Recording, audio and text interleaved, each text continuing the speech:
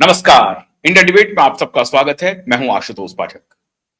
सुबह से आप लोग टेलीविजन से चिपके होंगे, आपको पल पल की जानकारी मिल रही होगी, लेकिन मोटे तौर पर आज आप मानिए कि एग्जैक्ट 80 साल के बाद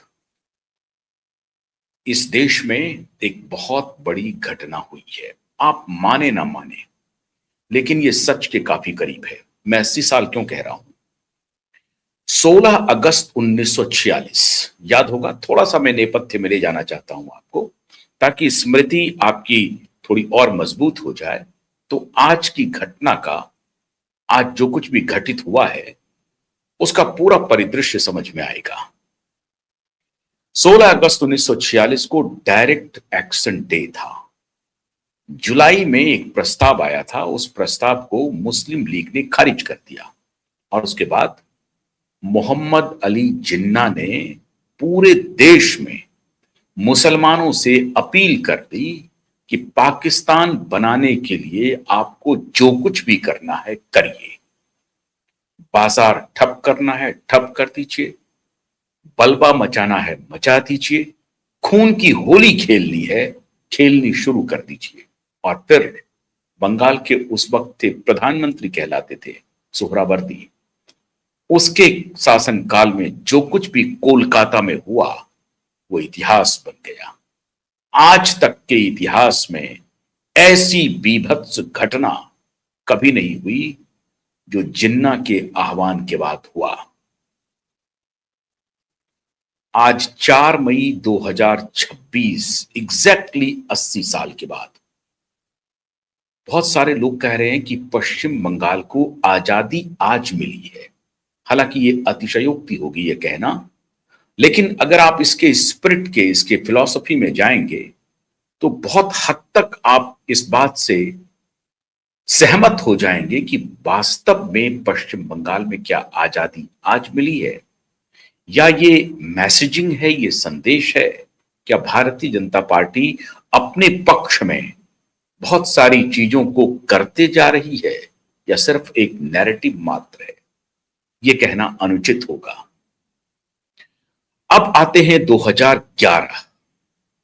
2011 में 34 वर्षों के शासन को सुश्री ममता बनर्जी ने पलट दिया। 34 वर्ष तक सत्ता में वाम दल कायम थी पश्चिम बंगाल में। और 2-3 और घटना का जिक्र आज बहुत जरूरी है। 2011 में बुद्धदेव भट्टाचार्य दूसरे मुख्यमंत्री थे 2011 में, जो अपना भी सीट गवा दिए, मतलब हार गए, अपनी सीट भी वो हार गए बुद्धदेव भट्टाचार्य। इसके पहले 1967 में पीसी रे, प्रफुल्ल चंद्र राय, वो बांग्ला कांग्रेस के नेता अजय कुमार चक्रवर्ती से चुनाव हार गए और फिर बांग्ला कांग्रेस अलायंस की सरकार बनी और पीसी रे, प्रफुल्ल चंद्र रे, कांग्रेस के नेता जो मुख्यमंत्री थे तब के पश्चिम बंगाल में, वो खुद चुनाव हार गए। मतलब बुद्धदेव भट्टाचार्य दूसरे मुख्यमंत्री थे जो खुद अपना चुनाव हार गए। और उसके बाद तीसरे मुख्यमंत्री बने 2021 में, बनी बल्कि कह सकते हैं। 2011 का भी मैं विस्तार से जिक्र करूंगा, लेकिन 2021 में फिर वो तीसरी मुख्यमंत्री बनी, स्वयं ममता बनर्जी, जो शुभेंदु अधिकारी से चुनाव हार गई। हालांकि फिर सरकार उनकी बन गई, लेकिन वो खुद चुनाव हार गई। बंगाल का इतिहास इतना शानदार है कि मुख्यमंत्री जब सत्ता परिवर्तन होता है तो मुख्यमंत्री स्वयं चुनाव हारते हैं। मतलब ये हुआ कि जो सबसे पॉपुलर नेता माना जाता है, जो मुख्यमंत्री होता है, उसकी पॉपुलैरिटी का ग्राफ अन्य नेताओं से किसी भी सूरत में अधिक होती है। तो वो नेता अगर चुनाव हार रहे हैं, इसका मतलब पार्टी की स्थिति खस्ताहाल है। इसका सीधा पॉलिटिकल रिजल्ट यही होता है, यही माना जाता है।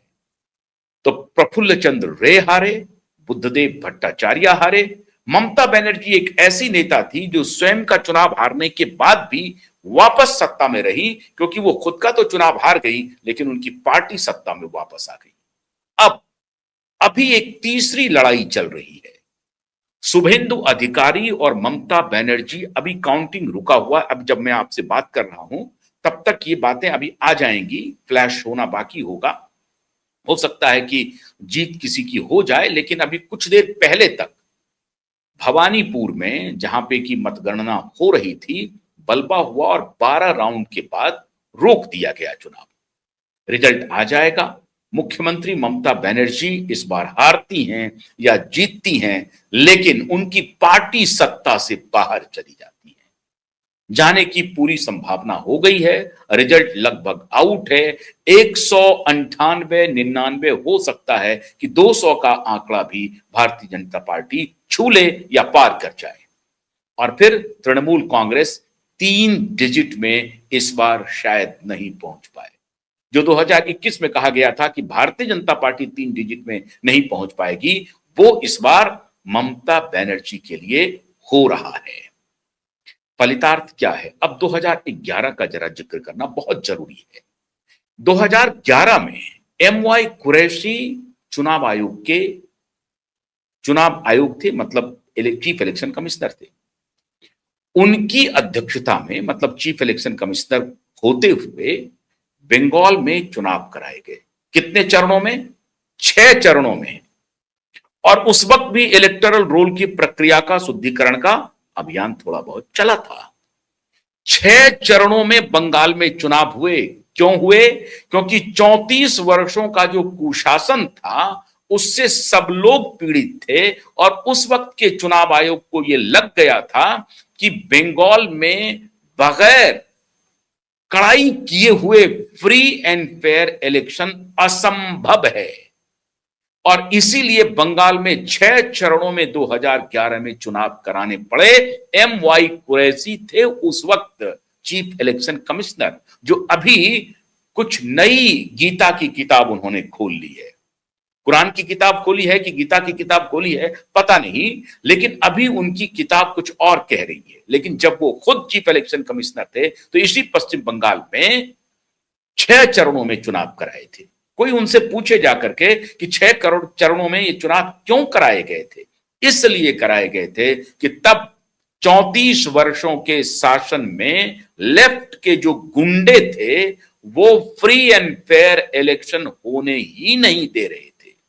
यही कारण था कि एमवाई कुरैशी के चीफ इलेक्शन कमिश्नर रहते हुए पश्चिम बंगाल में 6 चरणों में मतदान हुए। 84% का वोटिंग परसेंटेज था।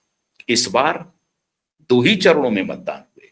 परसेंटेज ऑफ वोट कितना है? 92% से ऊपर, कहीं कहीं 93%। मैसिव जंप है। लेकिन 2000 और 2011 के बाद से भी 2016 में भी परसेंटेज ऑफ वोट ठीक था, 2011 में भी परसेंटेज ऑफ वोट ठीक था। पश्चिम बंगाल में जमकर वोटिंग होती है, और उसका एक बड़ा कारण है, वहां एक बहुत बड़ा साइजेबल चंक मुस्लिम आबादी का है, और मुस्लिम आबादी खूब बढ़ चढ़ करके हिस्सा लेती है। इसका मतलब यह नहीं कि हिंदू आबादी बढ़ चढ़ के नहीं लेती है, हिंदू आबादी भी निकलती है वोटिंग के लिए। अब ये जो 34 साल का सिंडिकेट था वो एंटायरली शिफ्ट कर गया ममता बनर्जी में, और 184 सीटें 228 सीट अलायंस में था। ये यूपीए का अलायंस था पहली बार, और उस वक्त कांग्रेस के यूपीए अलायंस की पार्टनर थी ममता बनर्जी की टीएमसी। चुपके चुपके वोट फूले पर, और वो नारा चलता था चुपके चुपके फूले पर वोट। और वो फूल जो 3 पेटल्स हैं, तृणमूल कांग्रेस का जो चुनाव चिन्ह है, उसके बारे में वहां पर जब प्रचार चलता था, चुपके चुपके 3 फूल पर वोटिंग। और वो अलायंस पार्टनर जो ममता बनर्जी की टीएमसी थी, वो 228 सीट लेकर के आ गई। जो पहला परिवर्तन हुआ, अब 34 साल का शासन गया, अब 15 साल का जो शासन गया है उसमें भारतीय जनता पार्टी अकेले, बिना किसी के अलायंस से, भारतीय जनता पार्टी अकेले अपने दम पर 200 के आंकड़े